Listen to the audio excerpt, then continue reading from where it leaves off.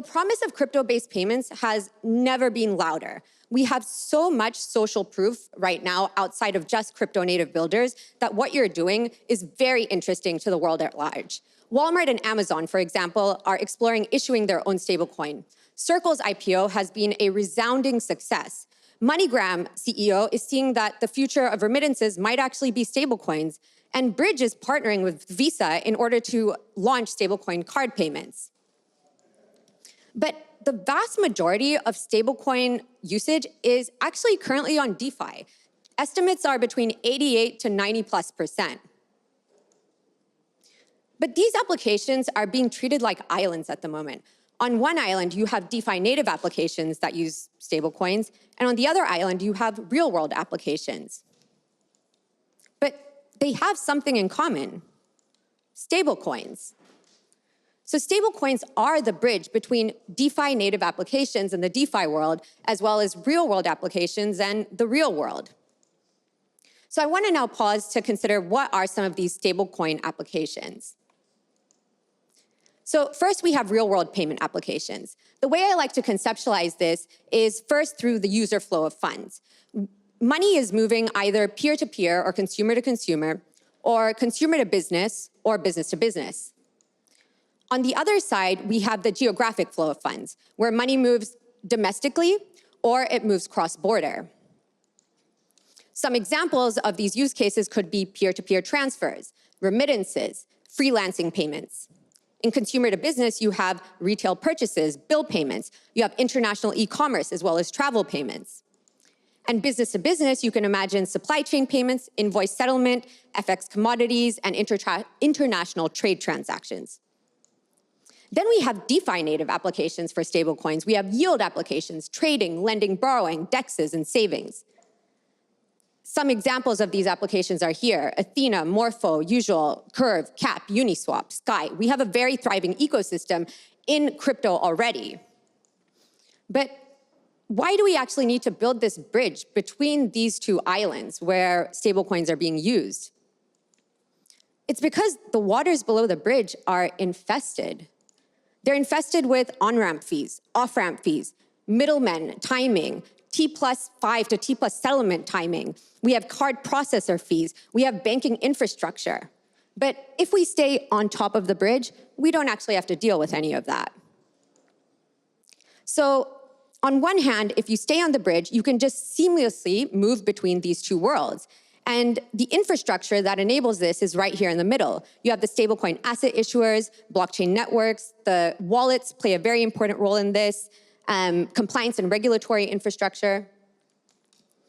But there are very significant benefits to staying on the bridge that aren't just avoiding negative things. There's also a lot of positives here. So you have, So payments are being enriched by stablecoins being used in DeFi. For example, DeFi brings this ecosystem liquidity and efficiency through applications such as Curve and Uniswap. This results in real-world benefits. It results in lower FX costs, seamless currency swaps, reduced slippage, better FX rates. For example, if a payment service provider wanted to instantly swap USDC to EURC or MXNC, they would be able to use stablecoin infrastructure in DeFi and liquidity pools in DeFi to do this. Also, DeFi brings yield-bearing stables such as SDAI, Athena, Usual, and soon-to-be-launched Cap. This gives consumers and merchants an opportunity to actually generate wealth on the stablecoins that they're receiving.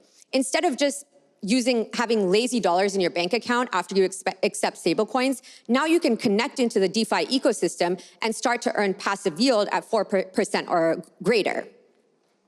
Finally, you have enhanced currency infrastructure that's being provided by DeFi.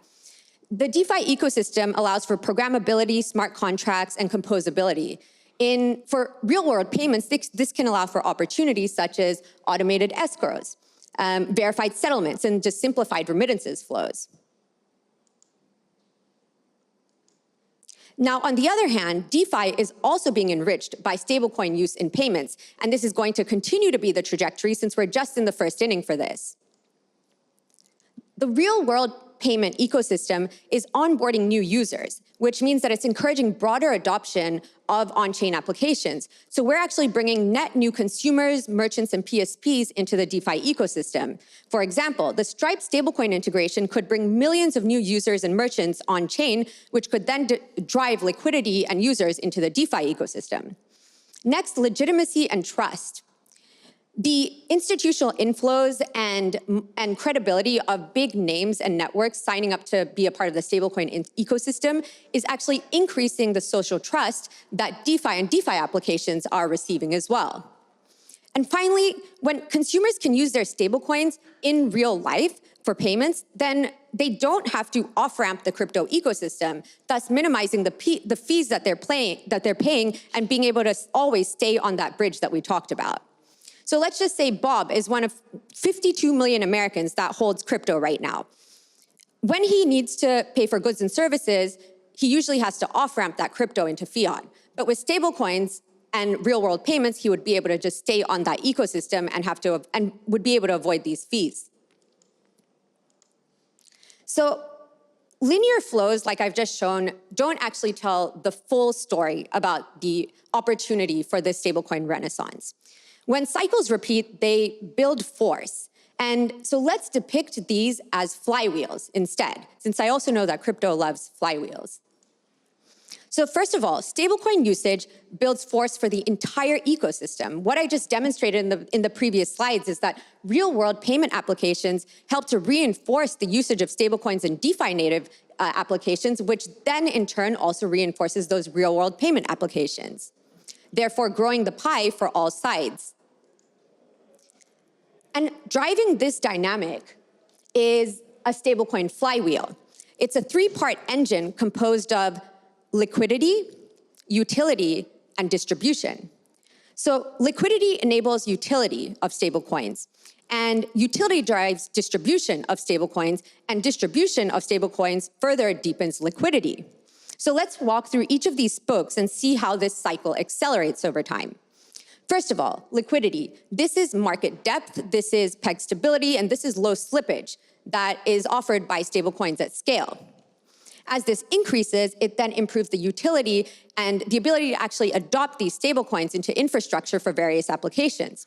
These applications can be the real-world payment applications that we talked about, or they could be also the DeFi native applications, such as being used as collateral, margin and trading pairs.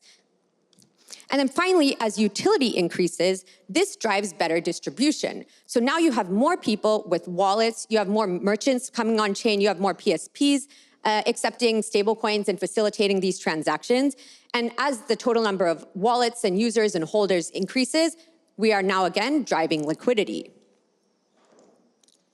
So I'd like to provide a quick VC perspective on this bridge for especially all the founders in the room.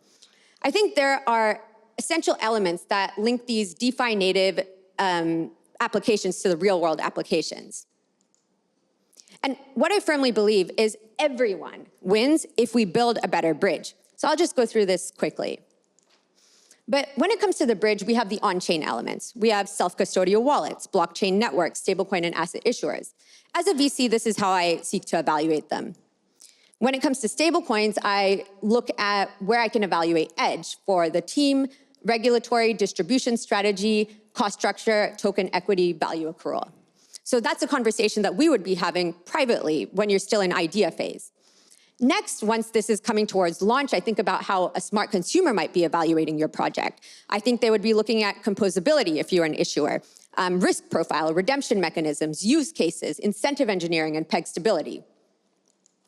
For L1s, L2s, and wallets, which enable this ecosystem and this bridge, some of the things I would be looking at are, what is the technology you're using? What is your go-to-market and distribution plan? Interoperability of the ecosystem you're building. What's your brand positioning? How attractive do I think it's going to be to your consumers? And what is your security framework? And finally, as a VC, I also think about if you're going to have a token, how does value accrual work there versus the equity of the project? And now there's other elements as well that enable this bridge, such as payment processors and gateways, compliance and regulatory infrastructure. We have centralized exchanges and custodial wallets, as well as on and off-ramp services. when I'm evaluating these, some of the things I look at are, what is crypto adoption trend looking like in your target geographies? What do policy trends look like in your target geographies? What is the BD prowess of the team behind you? What is the team behind you? Do you have distribution partnerships, since a lot of scaling these things is a very local approach? How do you think about risk management? And what is your licensing and regulatory strategy? Since now when you're moving just off-chain and building elements that interact with both worlds, you kind of need to think about that a little harder. And then finally, what is your business model and cost structure? So once again, I want to emphasize that I think that there is a huge opportunity right now as the role of real-world payments and stablecoin usage is increasing for also those building on the DeFi side. And there's a big opportunity to further strengthen this bridge that would bring these worlds together. And if you're building in either of these spaces, I'd love to hear from you. So thank you.